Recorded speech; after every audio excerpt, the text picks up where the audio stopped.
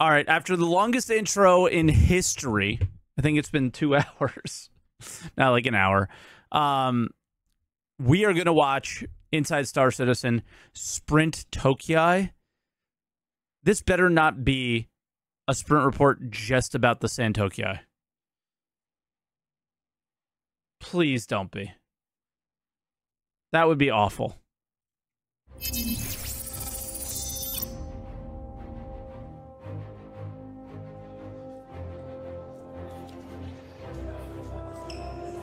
Put myself where I normally am. So yeah, I'm back in LA. Everything's the same, kind of weird, kind of different. I don't have my studio anymore. I'm pretty sure they turned it into an Airbnb. There was a family of 4 in there when I looked. But yeah, ISC. Normally, we'd be on hiatus right now. It's October. But normally, we would be on hiatus. I can't with that anymore. Focused on CitizenCon right now. Nobody's really paying attention to what we're doing over here. I think we can actually squeeze a sprint report into things, if that'd be the sort of thing you're kind of interested in. Now, if you've forgotten what a sprint report is, that's a bit different than a normal ISC. We don't do developer interviews. We don't, the ISC gameplay capture team doesn't create any footage. We literally, and when I say we, I mean me, we dig into the development review folders that are, internal, that are just meant to kind of update everybody internally on where they are on something. And we pull those and present them to you, with me telling you, giving you a little context about what you're looking at. It's not in 4K. It's not professionally created. Nobody, when they made this stuff, thought it would ever be seen publicly. Okay. But it's as true and as honest and as behind the scenes an update as we ever do. So yeah. So why don't you do these updates every week or every couple weeks like this? Like, I mean, I don't get it. Like, there's a big part of the people who follow this game that would much prefer the sprint report style of update. And I don't know why they got away from it. I think probably because they have a gameplay capture team, and that team has to be used. Because if it's bad, people will complain it looks bad. Like when? I don't understand. When have people complained about sprint reports? I don't think I've ever... I'm the one who complains. I've never complained about a sprint report ISC. I don't think ever. Without further ado, let's do... Yeah, like imagine apologizing for making open development content instead of marketing content. Holy fucking shit. 1 minute and 39 seconds of apologizing for doing what you should have been doing the entire time. To Sprint Report, pre-CitizenCon edition, the stuff we can talk about that isn't going to spoil the big events in 2 weeks. Okay, so it's not even like the good stuff, too. So let's start things off with a look at continuing work on the ship trespass system. Now, ship trespass is the seemingly simple system that will dramatically affect PvP in the verse by correctly determining and setting hostility for uninvited guests. What you're seeing here is one player boarding a ship that is not their own, and of course receiving a warning indicating they're unlawfully entering the ship. I mean, like, we know about this already, but I think sharing this for people who may not, because it's been so long since the last update of this, seems fine for a sprint report. This makes them hostile, as well as fair game for anyone else on board to attack without gaining a crime stat of their own, while the intruder will be crime statted the very moment hostilities break out. Go where you're not supposed to be and risk the consequences. And yes, this also accounts for you as the ship owner following the intruder back to their ship, where you'll be able to hunt them without fear of getting a crime stat yourself. That's interesting. And you also interesting. may notice that the ship owner gets...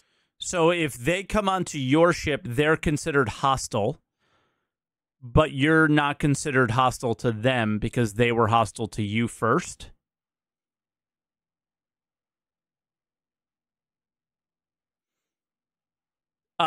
How does that make sense? So what would happen sometimes is a guy would come on your ship and shoot you. And then if you did anything towards them, you would get the stat. Like it was like whoever won also lost. It was super weird. So if someone makes a mistake and goes in the wrong ship, screw them, I guess. I don't know. Maybe there should be a timer on it. That's a good edge case example. Yeah. No notification at all. Interesting. For intruders, your presence is no longer spoiled by automatically joining a comms channel. If the owner of this test doesn't see you, they won't have any indication you're there. At least until scanners and some such come into play later down the line. And as you can see, ship trespass also extends to vehicles and ships as well. So don't go docking somewhere without asking for permission first. I like that. Okay, cool. Meanwhile, the EU Landing Zone 2 team is continuing their work on extending the new player experience to New Babbage. I mean, this stuff's already in the game. With some new navigational signage you can see here. A lot of news there. As well as adding a few new shops along the critical path to facilitate a better first experience for players, like this Kelto you can see here. Kelto! Kelto! I blame Board Gamer for this. And the EU PU team has made some changes to beams, tractor, and salvage alike that will now allow for independent operation on vehicles like the Vulture you see here. Oh. This will allow users to mix and match tractor and salvage beams for simultaneous yet independent control via dual sticks or gamepad, and provide for more dynamic use cases as resource gathering systems continue to develop. That's actually sick.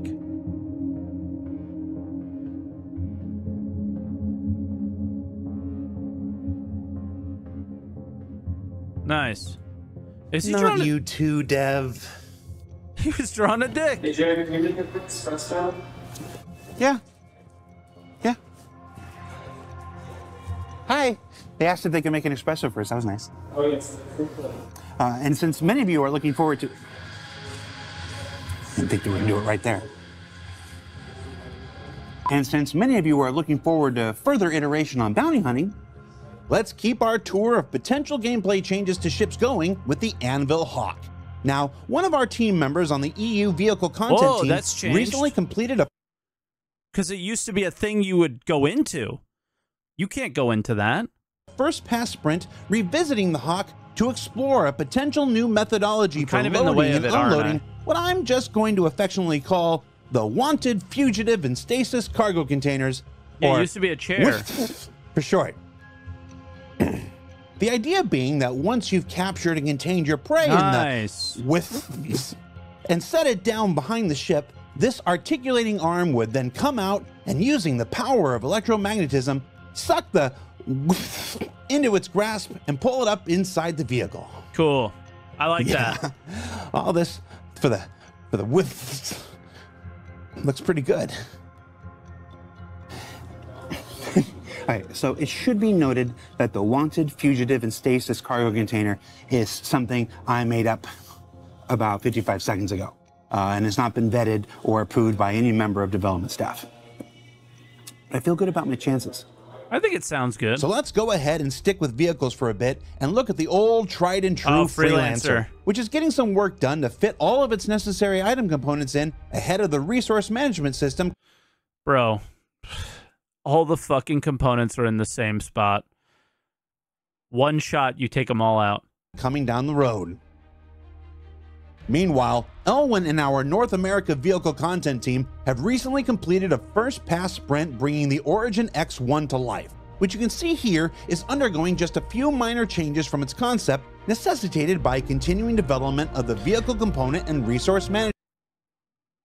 I'm glad they're getting this out of the way, but does anyone care about these kind of vehicles? Now, while this is still a white box, that hasn't stopped the team from also visualizing some baked-in It's a hover bike. Lighting improvements, and overall, even with the subtle shape changes, the X1 is looking fantastic in its white box form and will only continue to look... I have like 12 of these. I guess I'll give them away when they come out. even better as it progresses further down the pipeline towards release. Think about 400i owners. We've also got Nobody cares about 400i owners, dude. a brief look inside the white box progress of the RSI Apollo Medevac, which is currently in production. This is a big deal. But I think I said it yesterday. It's really only a big deal if I think the medical gameplay also, you know, goes a little bit more in depth as this releases as well. I don't think you could just release a ship and make it, you know, like anything will change, you know?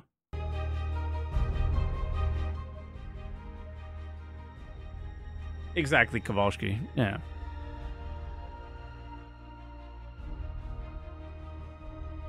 Why is Greybox a big deal? No. Not Greybox being a big deal. Just the ship in general. The Apollo is, you know, I guess the king of the medical ships, right? It has all the types of beds. I think you were able to mix and match beds as well, potentially. I can't remember. So, you know, it's kind of the, like, Orion of medical. So, hopeful. Well, I guess Endeavor is true. Maybe whatever is going to be in between the Orion and the Mole. So it's a big one. But yeah, I hope we get a little bit more depth to medical when something like this comes online. I don't think that they should work on ships without prioritizing the work of the ship, you know?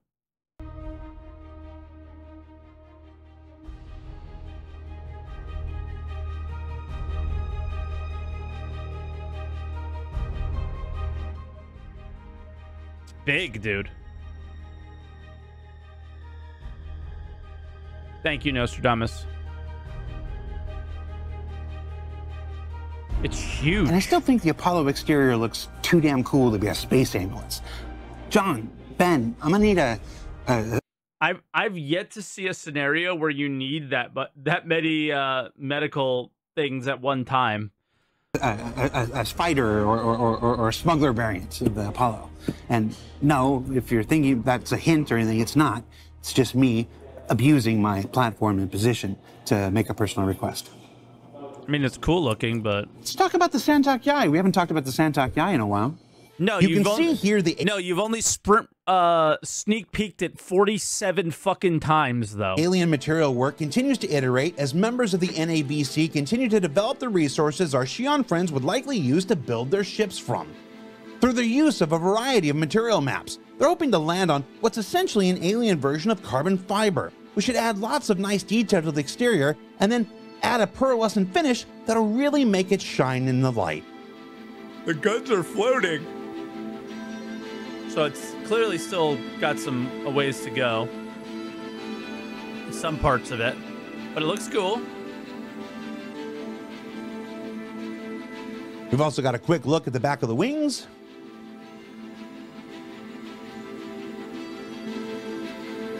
And then let's take a look at the cockpit, which you might remember from our Alien Week update has been a bit of a challenge to get right, wanting of course to give it that alien uniqueness while still being usable by the hands of humans and Zero State alike.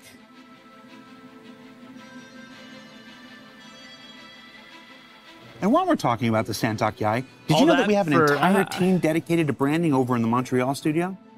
We've rarely touched on it, but Nick Forden and his team over there are dedicated to developing the individual visual identities of Star Citizen's several hundred internal persistent universe brands, including this look at the brand document of Apoa, maker of the SaltEMike we just looked at. Really tied that together. Now, some folks might write branding off as simply marketing, but the work of this team has been essential to recent improvements to Hurston and Area. Who the fuck would call this branding marketing? The only thing we write off as marketing are these videos and everything from every aspect of communication from your company. Those are the only things that we consider marketing. right? This is lore. 18 and new Babbage you just saw, allowing artists and designers alike to create consistent and immersive identities for each location. And as this work extends to nearly every aspect of the verse. Isn't he talking about in-game? Yeah, exactly. So that's like, why would any of us consider this like marketing in a negative way? Right? It'll continue to help define and refine all visual elements you'll encounter as citizens making your way through Stanton, Pyro, and beyond.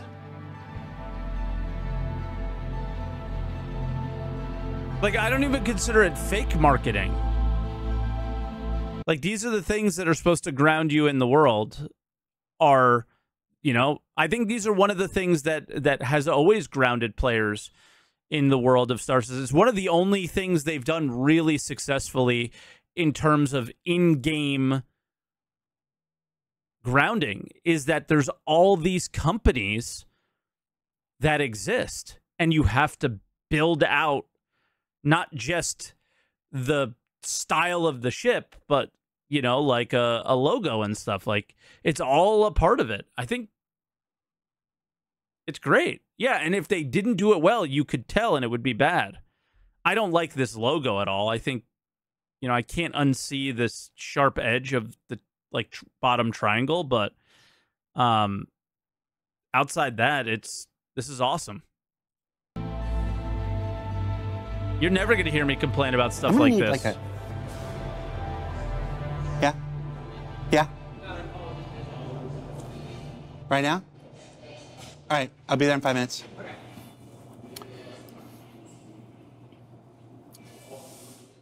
All right, so I gotta go do this thing, but Chad is right here, so I'm gonna let Chad explain this new improvement that's coming to the cargo system in Alpha 321. Take it away, Chad.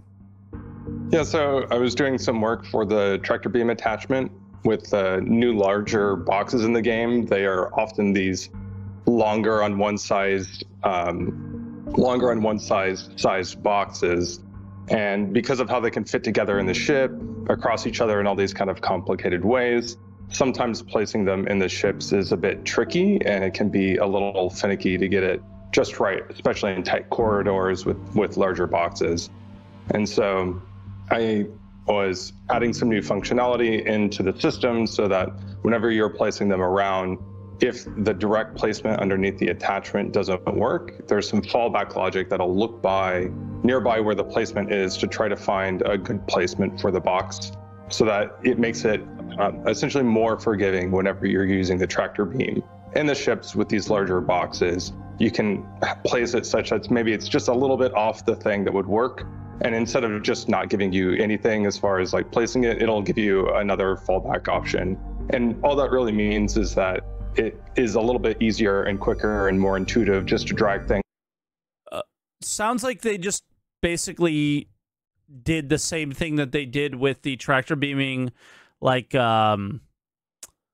weapons and mining things. It's just like, it's a bit more flexible. I also noticed that they had the red marker to show that you can't place here. There's something in the way. I don't remember ever seeing that before. I don't know if that's just for them internally or if we'll see that as well. I personally would like to see that, to let me know, like, hey, there's something in the way of this, because there might be a water bottle on the ground that you can't notice. But other than that, yeah, this isn't that big of an update or anything. Things around in the ships and get things together. Yeah. They're just kind of making it seem like it was going to be a life changer, dude. Yeah, this is like, this is what killed me on, I mean, just this whole packing system and this tractor beam stuff. This is like, I nearly died. Thank you, on the whole sea, getting it in, because it is incredibly sophisticated code for this stuff. It's like, I literally read a PhD thesis on packing algorithms implemented, which is really fun. It's just the time scale that suddenly I had to operate under because of circumstances out of my control. Made it very intense, but it is very cool, like the stuff that I was doing it. So I'm excited about it. Cool. And we're hopeful this goes into 321. This functionality, yeah. Okay. So yeah, that's a sprint report. Hope you liked it. I'm going to disappear now. We'll be back in about 2 weeks for CitizenCon, and a 2-day event on October. Do more of these. Do more of these. I think I want to see things in the game as much as possible, right? That's it. I just want to see things that are in the game, working in the game, how I will experience it. That's just my preference, right? That is absolutely my preference. This feels like open development. Yeah, I mean, this is exactly what you would hope to see from these guys. I don't know what else to say. Like everything else I've seen this year, and this is what I mean by, like, sure, the production quality has gone up, but the quality of the what you're delivering has gone down, right? Like what I've learned this week is less and less. And I learned a hell of a lot this week about what we're going to be getting soonish, right? And it seems like they only do these when they have sprint reports, like with ships, that like they don't do them unless they also have ships to show or something. I don't know, but I just prefer this style of content, and I wish they did more of it. I know they can't do it every week. That's not what I'm asking. What I'm saying is I think we've had 2 sprint reports the entire year, you know, and we have a monthly report. They're talking about it. You could show it. That would be sick. 21st and 22nd, emanating from the Los Angeles Convention Center. Until then, be sure you check out Alpha 321, which is currently on the PTU, available for testing. I haven't seen a whole lot of it because I've been traveling, but there are a lot of people really jumping at the chance to point out some new things that weren't in the patch notes. For Inside Star Citizen, I'm Jared Huckabee. Thanks for letting us share the process of game development with you. The jump points that we're not jumping through? Okay. And we'll see you in about 2 weeks in CitizenCon. Cool. All right. I don't know if there's any extra here at the end. I'm not seeing anything. So that was that. Again, I think the sprint report style is the style I prefer. I think highlights. Honestly, I don't normally highlight ships, but the Apollo is something that I think is a really important piece of a bigger puzzle that I'd love to see in the game. I don't know. The cargo thing is pretty good, but outside that, ship trespass. I don't know. What were some of the highlights? None of it was too crazy. I think the highlight for me was the format. Just the general format of the show. And maybe, I don't know what he meant by marketing in that section of the video, but yeah, like that's world building. So, yeah. I missed them mentioning Zero State. Oh, that sucks. Where did they? I love Zero. But yeah, anyway, that was ISC, and that's cool. I don't know. It was cool, I guess. It's just, this is the end. This is the end of all content until October 21st. There will be nothing to talk about as far as progress or things that are going on in Star Citizen. This is the end. Rest in pepperonis until the 21st. So go to sleep, take a nap. We're gonna have coverage here and on YouTube. I'll give you more details as soon as I know them for sure. But I've been working on my coverage for CitizenCon. I'm not going to the event, and I think we're pretty much set on how we want to do it. It's just a matter of when, how long, and we won't know that until CIG shares more information, like a schedule. So waiting on a schedule, and then once we have a schedule, yes, it's we. I have a co-host, and I will announce all that when it's time. So catch you guys on the flip side, but it's going to be a boring couple weeks here. That's for sure.